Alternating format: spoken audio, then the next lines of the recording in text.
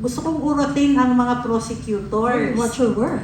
Okay lang yun. Can you Oo. please explain? Mas masaya What's the meaning of urutin?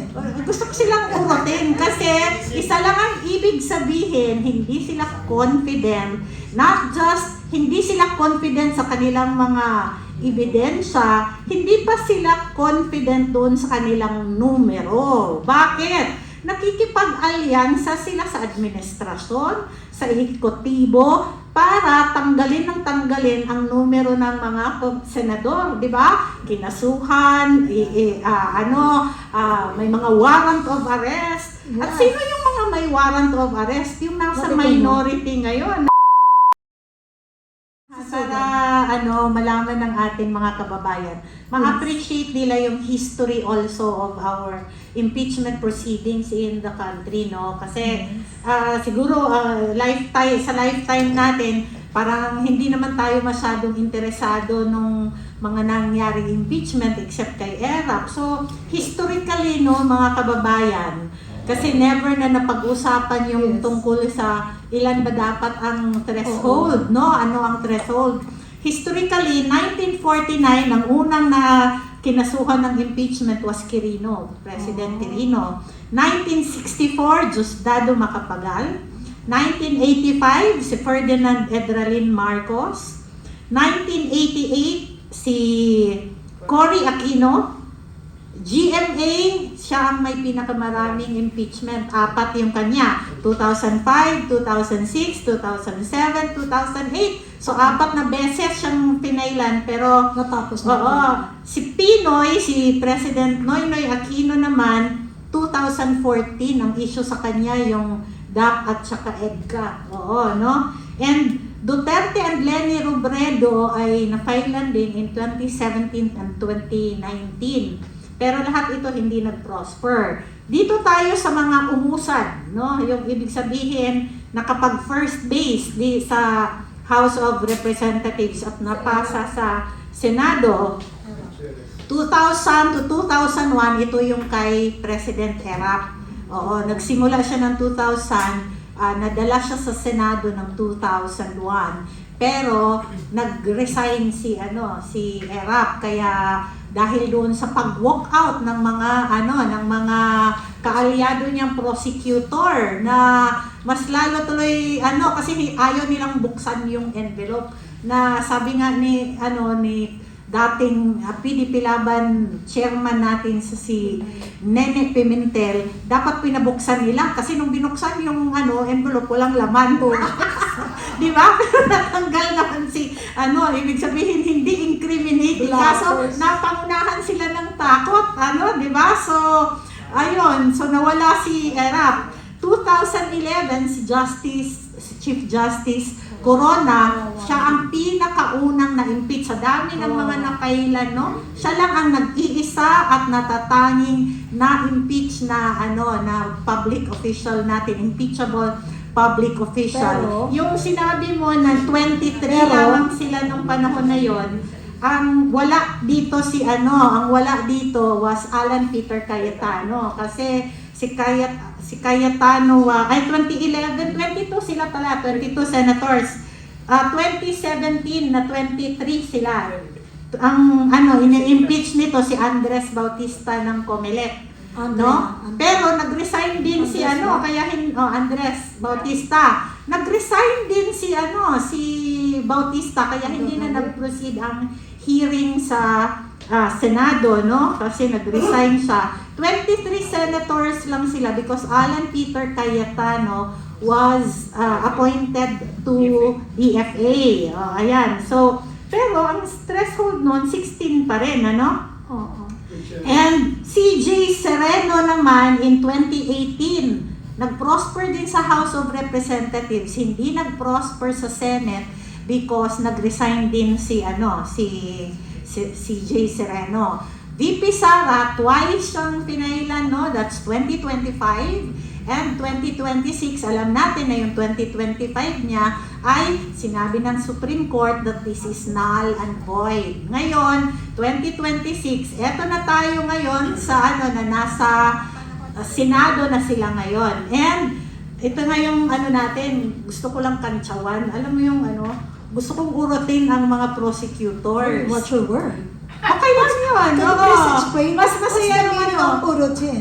Gusto ko silang urutin kasi isa lang ang ibig sabihin, hindi sila confident, not just hindi sila confident sa kanilang mga ebidensya, hindi pa sila confident doon sa kanilang numero. Bakit? Nakikipag-alyansa sila sa administrasyon, sa ehekutibo, para tanggalin ang numero ng mga senador, di ba? Kinasuhan,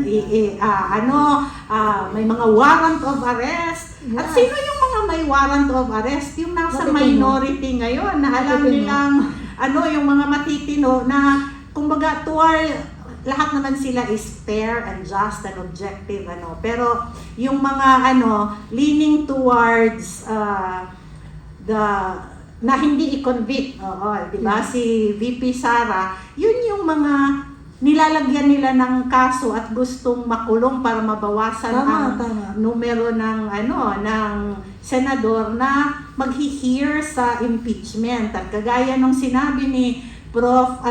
Calilong, Dr. Calilong kanina, hindi mo maaaring babaan ang threshold because the Constitution itself says all members of the Senate dapat ang base ng 2/3 vote. Kasi kapag ganun ang natin na pwede palang babaan ang threshold, magkakaroon ng kapritsyo whoever is sitting president or kung sino man yung may interest, lalo na pag presidente ang at stake ang kanyang future, na ikulong na lang ng ikulong hanggang sa manatili. Baka mamaya, 2 na lang yung senador.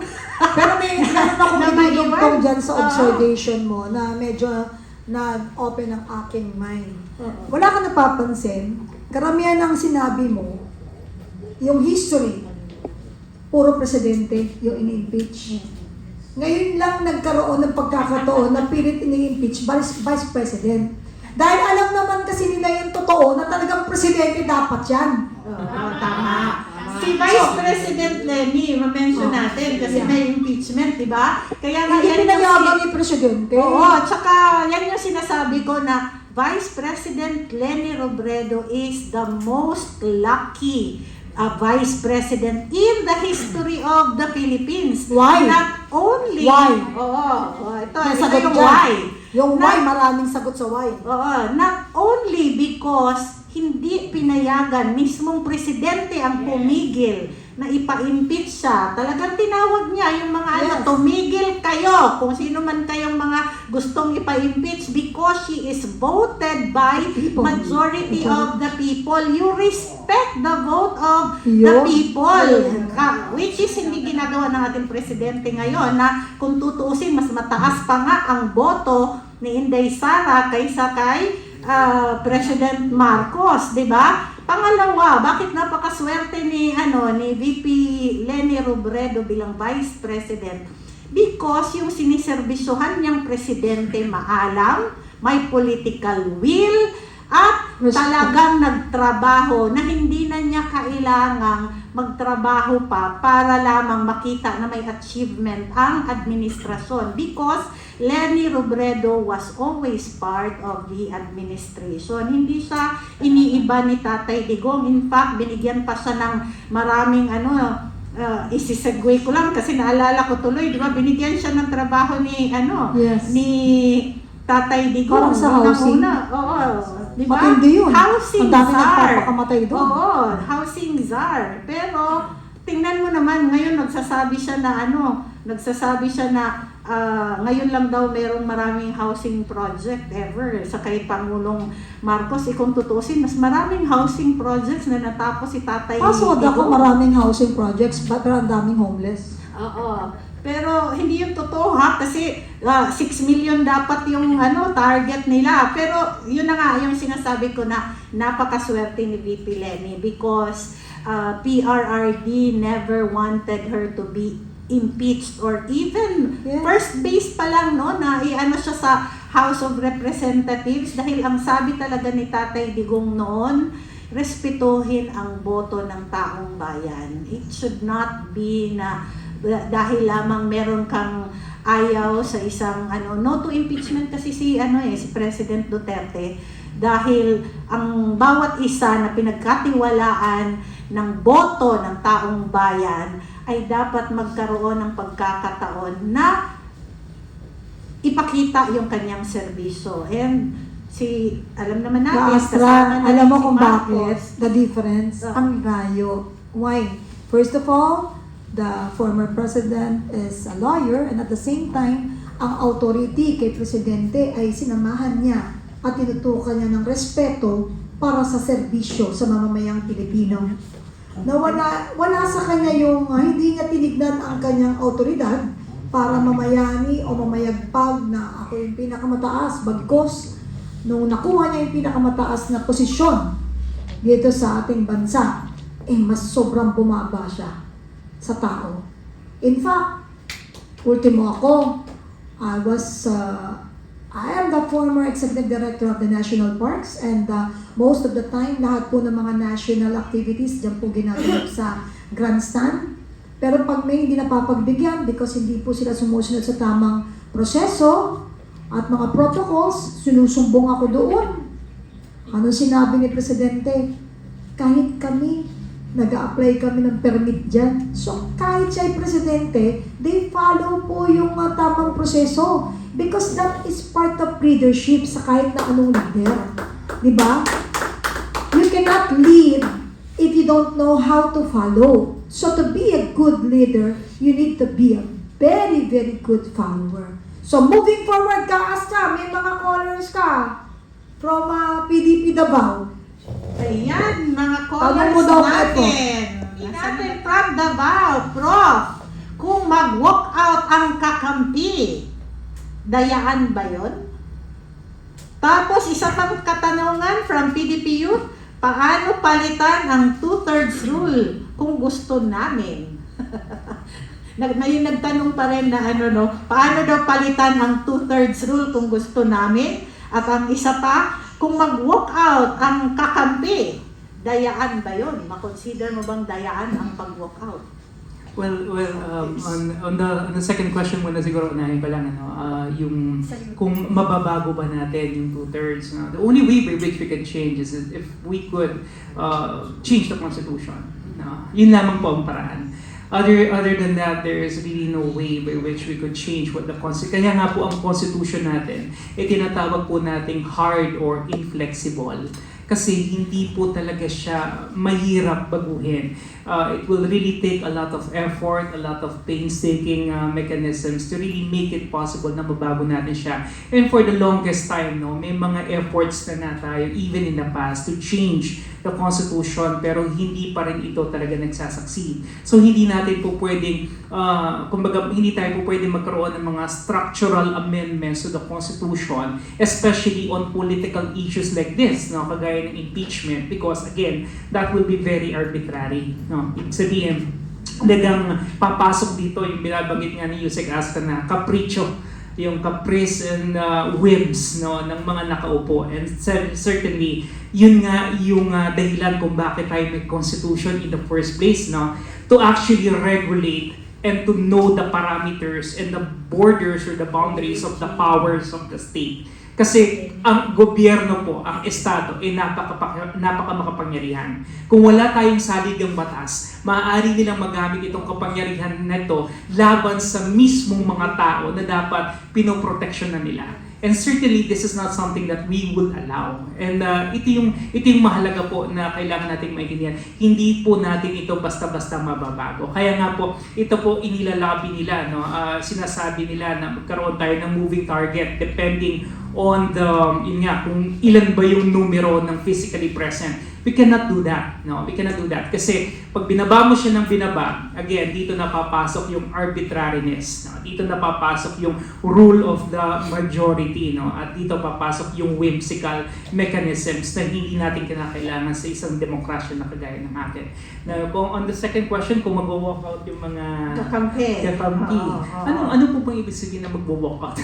Siguro inaano nila yung kagaya nung kay Erap na panahon na nag-walk out. Paano kung ngayon merong mag-walk out? Siguro hindi lang kakampi. Let's say may mag-walk out from the side ng defense at saka ng prosecution panel. Anong pananaw mo nito? Ma-consider ba ito as dayaan kung merong Iba po kasi yung konteksto nung nangyari nung panahon ni Erap. Unang-una siya po yung Pangulo nung panahon na yon. And I tell you this, pwede kasing wala tayong Vice President pero hindi tayo pwede mawala ng Pangulo during that time.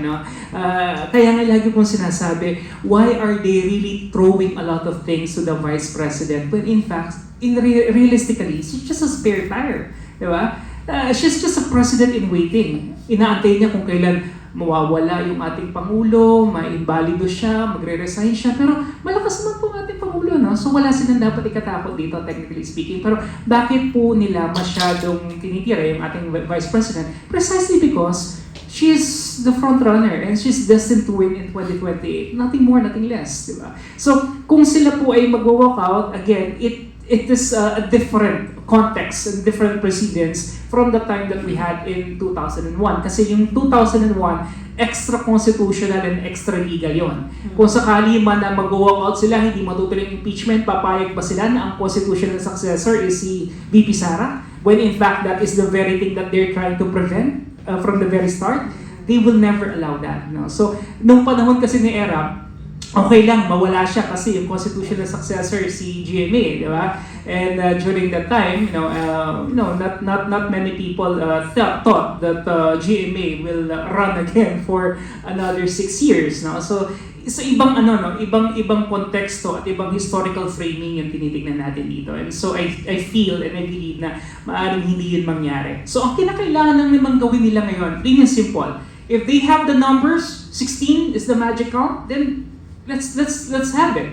No? Yun lang naman yun ganun kasimple. If you have the evidences to prove it, and if you could win senators to your side to meet that number of 16, then bring it on. Yeah. It's just that simple.